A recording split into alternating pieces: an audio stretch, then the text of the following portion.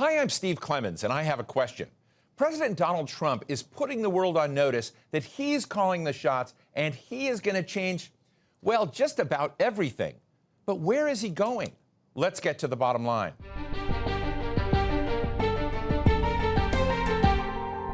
President Trump wasted no time in his first few days in office telling Americans and the world that there's a new sheriff in town. He quit the Paris Climate Accords and the World Health Organization, and he froze most foreign aid until his staff have time to review, throwing America's humanitarian programs into chaos. He mobilized the military to round up migrants living in the U.S. without residency papers, and when Colombia protested the way its citizens were being sent back, the country was threatened with massive tariffs. Colombia then blinked and backtracked on its complaints. He's also been belligerent with his closest neighbors, Mexico and Canada, officially rebranding the Gulf of Mexico to the Gulf of America. He's hammered Denmark's prime minister, trying to bully her into selling Greenland to the United States. He was involved in the Gaza ceasefire even before he took office, and now he's working to blow out the flames of the Ukraine-Russia conflict. So where is all this leading?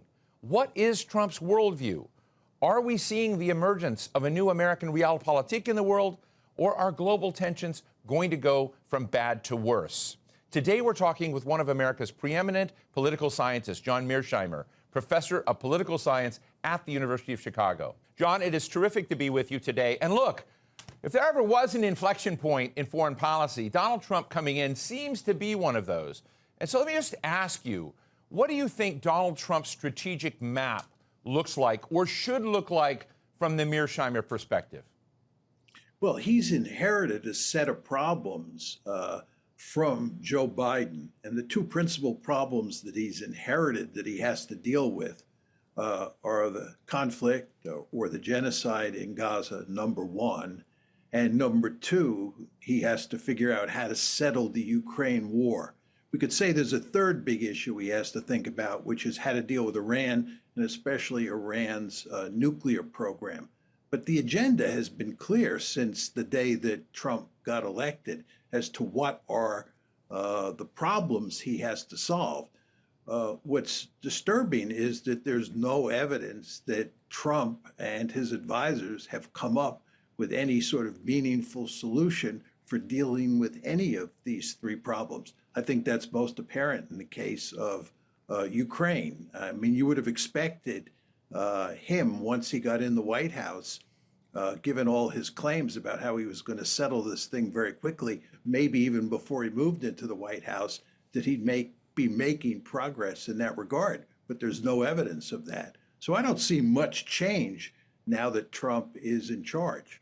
Well, let me ask you one element of the global scene that you didn't mention that I want to get into later in the show is China. So we've got Ukraine, Russia, you've got Gaza, you've got Iran.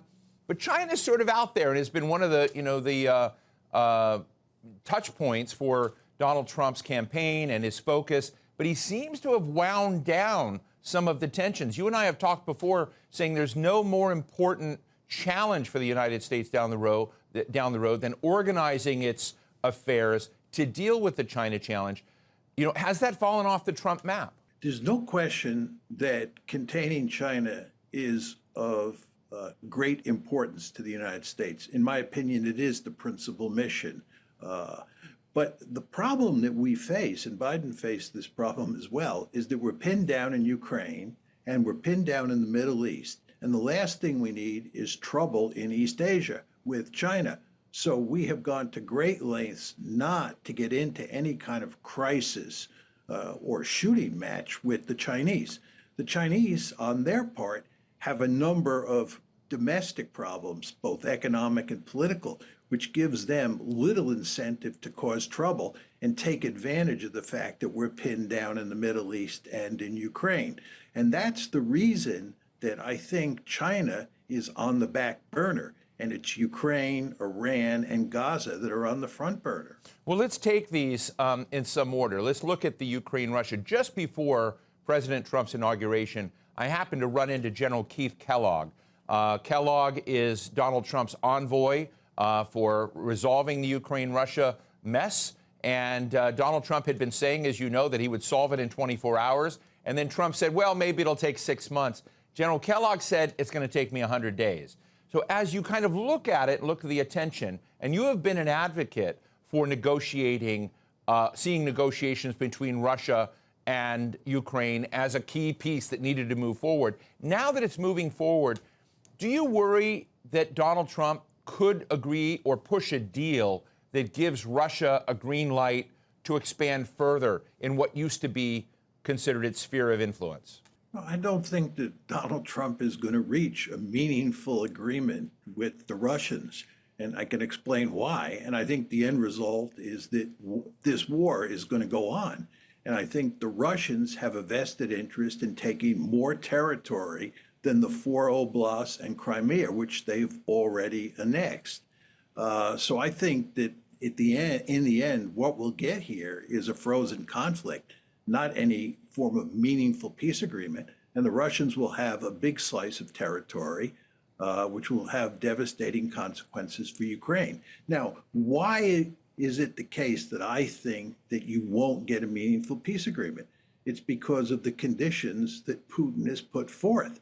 Putin has said to get negotiations going, just to get negotiations going, both Ukraine and the West have to recognize that Ukraine will never join NATO and Ukraine will be a genuinely neutral state. Furthermore, Ukraine and the West have to accept the fact that Russia has annexed these four oblasts plus Crimea. Those are absolutely essential for Putin to start negotiations. I find it impossible to imagine how the West and Ukraine are both going to agree to those conditions. And if they don't agree to those conditions, Putin's going to continue to push forward on the battlefield. Listening to you, John, are you saying that you expect Donald Trump to fail in achieving a peace accord between Ukraine and Russia? Yes. I don't think you're going to get a peace accord. I think what you're going to get is a frozen conflict. In other words, I think the Russians are eventually going to reach the point on the battlefield where it's clear they're victorious and the conflict will stop, much the way the Korean War ended in 1953. You'll get some form of armistice. But I think it is, and I'm choosing my words carefully here in light of your question, I think it's virtually impossible to get a meaningful peace agreement where we shut down this war and Ukraine and the West on one side and the Russians on the other side work out a modus vivendi that lasts. I don't think that is possible. Now, I want to emphasize that I've been wrong in the past, and I may be wrong here, and I hope I am wrong, because there's nothing more that I'd like to see than a meaningful peace agreement between Ukraine and Russia and the West. Let me ask you about President Trump's recent comments about Gaza and the Palestinians. And I should remind people that there are around 200,000 Palestinians that have been killed or injured since October 7th in this crisis. And Donald Trump says, Israel, should we just clean it out, move all the people away, which, I don't know, by any other term might be known as ethnic cleansing. But talking about moving people away and just giving this entire swath of Gaza to Israeli control. What are your thoughts? I think it's, number one, morally reprehensible. Number two, it is clearly illegal. And number three, it's not going to work. The Israelis have been pounding the living daylights out of the Palestinians since October 7th. Indeed, I believe they've been engaged in a genocide. This is all for the purposes of driving the Palestinians out of Gaza, and they have failed. And you now have a ceasefire, which is an admission of defeat by the Israelis. Their strategy to ethnically cleanse Gaza, and that was their principal goal, has failed. And this tells you that the Palestinians have no intention of leaving. And the Jordanians and the Egyptians, who would, in Trump's scheme, take in these Palestinians, have made it unequivocally clear that this is unacceptable. So I don't see how this is going to happen, which from my point of view is all for the good, because as I said, I find this morally reprehensible. I'm wondering about Jordan and Egypt, who are also important, essential regional allies and partners of the United States. And do we reach a point where Donald Trump is just super tough with our best friends, frankly, in the region. And you see a reversal potentially on issues about relocating Palestinians from Gaza. It is possible. There's no question that the United States acts as a bully on the world stage. And that's especially true with regard to President Trump. He has very powerful tendencies to act like a bully. And there's no question that sometimes works. It has significant costs, however, because states oftentimes don't cooperate with you. And the question is, will the Egyptians and the Jordanians break when Trump puts pressure on them? I think they will not. And I think they will not because they understand they run the risk of being overthrown by their populations. If they decided to cooperate with the ethnic cleansing of Gaza, it would cause them huge problems at home. And I don't think they want to run that risk. Furthermore, even if they do agree, you still have to drive the Palestinians out. And there's no evidence that the Palestinians are willing to participate voluntarily in a third Nakba. I'm interested in whether you think some of the fundamental alliances that America has in the world, like with Japan, like with NATO nations, are up for review and essentially up to be redrawn. The truth is, Steve, that alliances matter greatly for the United States. I mean, if you're interested in containing China, which the United States clearly is, you want to have excellent relations with your East Asian allies. You don't want to be slapping them around all the time and causing all sorts of friction inside of those alliances. Furthermore, even with regard to the Europeans, you want to have good relations with the Europeans because you want the Europeans to cooperate with you on the economic front with regard to China. And furthermore, if you're the United States and you're committed to shutting down the war in Ukraine, you have to work closely with your European allies. And again, slapping them around doesn't solve the problem. It just exacerbates the problem of shutting down the Ukraine war. And with regard to Canada and Mexico, they are our neighbors. We have a vested interest in having good relations with them. We have a lot of coercive leverage over them because we're really powerful. But humiliating them at the same time we're trying to get our way is not the way I would bargain or deal with either Canada or Mexico. If China is the big challenge and you're like trying to onshore and reshore manufacturing back to America, bring back capacity, or look at friendshoring, don't you need friends for friendshoring? Yeah, you absolutely do. You know, I'm a realist par excellence, Steve. And as a good realist, I emphasize hard power. Right. But I'm smart enough to understand that hard power alone doesn't make for a good foreign policy. You also need soft power. You need diplomacy. You need to have an ideology that other countries find to be friendly. It's an ideology that other countries respect. And that's why the United States used to emphasize so strongly that it was a liberal democracy and that other countries should emulate us and see us as the city on the hill. This was all part of our soft power approach to dealing with the world. Now, again, I believe hard power is more important than soft power, but you need soft power. And what the Trump administration appears to be doing at this point in time is taking the soft power approach and throwing it in the garbage and thinking that we can rely exclusively on hard power. We can run around the world using the fact that we have a big stick to bully all sorts of countries to do what we want them to do. Some of that will work, as I said before, but it's not the best way to do business by any means, especially in a world where you need allies. Let me ask you for a moment about one of the other major players in the world, Israeli Prime Minister Netanyahu, who in my book seems to be on a roll. He came in, he was in office, looked like he was up, dealing with legal problems and legal challenges. October 7th happened. And when you kind of take a step back, even though you can say Israel had one of the biggest intelligence failures of its history on October 7th, when you look since, you see the pagers and walkie-talkies blown up.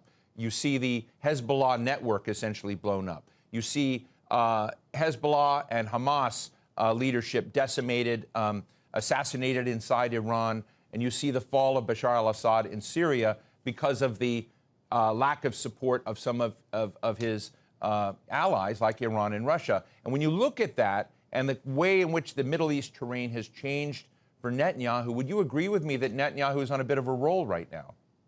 No, I think you're dead wrong. I think you've been listening too much to Israeli propaganda and Israel lobby propaganda.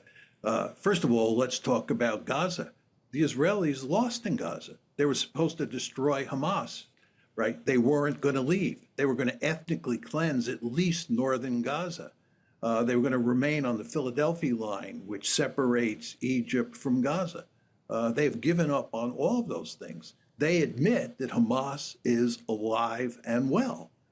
So that's a loss. With regard to Hezbollah, Hezbollah has not disappeared. There's no question that they decapitated the leadership there, but the leaders were replaced and they did some damage to Hezbollah, but Hezbollah is still there, well armed.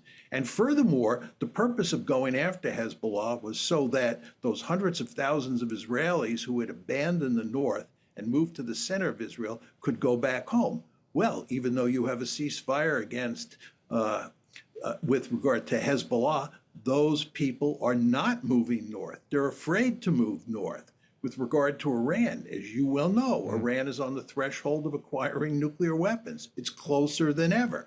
And the idea that the Israelis can go in there and whack Iran and wreck Iran, I don't think that's the case at all. I think the one place where the Israelis have been successful is in Syria. And I think that Syria was an important conduit for sending Iranian arms to Hezbollah. And that conduit, for the time being anyway, has been shut off. But even there, I'd bet a lot of money that Hezbollah will eventually be fully rearmed. Then you have to deal with the fact that Israel has been accused of genocide, that the International Criminal Court has issued arrest warrants against both Netanyahu and his former defense minister, Yoav Gallant. This is a huge moral stain on Israel's reputation that will not go away. And indeed, in my opinion, will get only worse with the passage of time once people have a chance to reflect and write books and write articles and produce documentaries on what's happened in Gaza. So if you look around at the situation that Israel is in today, and in particular the situation that Netanyahu is in today, he is in deep trouble, as is that country. This is why it's so great to have you on the show, John. Make sure we get all the, the frames right. But Prime Minister Netanyahu is coming to Washington soon and will be meeting President Trump. What do you think Trump should tell him? Trump ought to tell him the basic facts of life, which is that Israel is in trouble and that Israel needs to get out of this problem with the Palestinians that's been facing for decades, and that the only way to do that is to reach some sort of political accommodation with the Palestinians. I mean, the one really positive aspect of Donald Trump, which separates him from most American foreign policymakers, especially people like Joe Biden, is that Trump is not a warmonger. Trump is not interested in fighting wars. Trump is much more interested in diplomacy and political settlements, not war. And the Israelis, on the other hand, don't really believe in diplomacy or trying to work out a political settlement with the Palestinians. They believe in big stick diplomacy, what they call the iron wall. What they think they can do is beat the living daylights out of the Palestinians and get them to submit. This hasn't worked, and it's not going to work in the future. And what Trump should tell Netanyahu, and this is what I mean when I'm talking about the basic facts of life, that there are real limits to what you can do with military power. And in situations like the one that you face with regard to the Palestinians, the only solution is a political solution, not a military solution. One of the achievements of the last Trump administration that President Trump talks a lot about are the Abraham Accords and talking about Saudi Arabia. And you can just sort of feel palpably both Trump's fascination with Saudi Arabia and Saudi Arabia wanting to actually do a deal with Israel, but Palestine being the nut that's just in the way of that. And I'm interested, as you just drew a map, a really graphic map of what's going on in the region, that I think you think Iran is less out of it than a lot of other analysts are saying. How do you see that map changing as Saudi Arabia and Iran continue to compete in the region for security and essentially stature? Hardly at all. I think the Abraham Accords don't matter for what happens in Gaza. I don't think the Abraham Accords matter for what happens in Lebanon, for what happens in Syria, or for what happens with regard to Iran. How does a peace deal between Saudi Arabia and Israel that's basically sanctioned or backed up by the United States influence any of those conflict scenarios? Just doesn't matter very much. But isn't it useful to have basic assumptions, key first principles about security, national security, alliances tested to see what we really care about? In that sense, is Trump providing a service? Yeah, I do think that Trump provides an important service in that regard. Just to build on your description of the foreign policy establishment, I think the foreign policy establishment does not tolerate dissent. We have a particular worldview locked into the foreign policy establishment that spans both political parties. As I like to say, the Republicans and the Democrats are Tweedledee and Tweedledum. And if you look at almost all of Trump's advisors, it's hard to distinguish their views from the views of Joe Biden and his advisors. Trump is a real anomaly here. And as we all know, this is why he had so much trouble getting his way the first time he was in the White House between 2017 and 2021. And the fact is, he didn't really know that much about what he was doing. He was new to the job, and he didn't have a lot of allies. Everybody who he hired was basically part of the foreign policy establishment. So we've gotten to the point where people like me, people like Jeff Sachs, right, we're basically X'd out of the mainstream discourse in the foreign policy establishment. People just don't want to hear what we have to say. So along comes someone like Donald Trump, and you could agree or disagree with his views, but he is a breath of fresh air. He is challenging a lot of the main tenets of the foreign policy view that has dominated in this country for so long. And if I can just add one other point to this, I think during the Cold War, we had a much more open debate about the Soviet Union and U.S.-Soviet relations than we have today about Russia and U.S.-Russia relations. It's really quite remarkable how in a liberal society like the United States, we've closed off the option of open debate about foreign policy in the mainstream foreign policy establishment, the mainstream media, and so forth and so on. So I think in that sense, Trump is a breath of fresh air. Well, I want to be clear. I always want to hear your views. University of Chicago professor John Mearsheimer, thank you so much for being with us today. My pleasure as always, Steve. So what's the bottom line? As we wade through the noise and the inconsistency and the unpredictability around U.S. President Donald Trump, there is one thing that is clear. He cares about borders and geography, which makes sense for a guy who spent his life in real estate. One, he wants Greenland to give the U.S. greater strategic depth in the North Pole to compete with China and Russia. Two, he wants to intimidate and subordinate Canada and Mexico, which share huge borders with the United States. And three, sure, he believes in a strong military that can reach around the world, but he doesn't want to get into fights between other powers, which means America's traditional alliances are potentially going to wither. Yes, Europe, that means you. But presidents rarely get the worlds they want to have. Challenges are going to emerge. So something new is going to be built. But until then, expect a much messier rather than a more neat world. And that's the bottom line.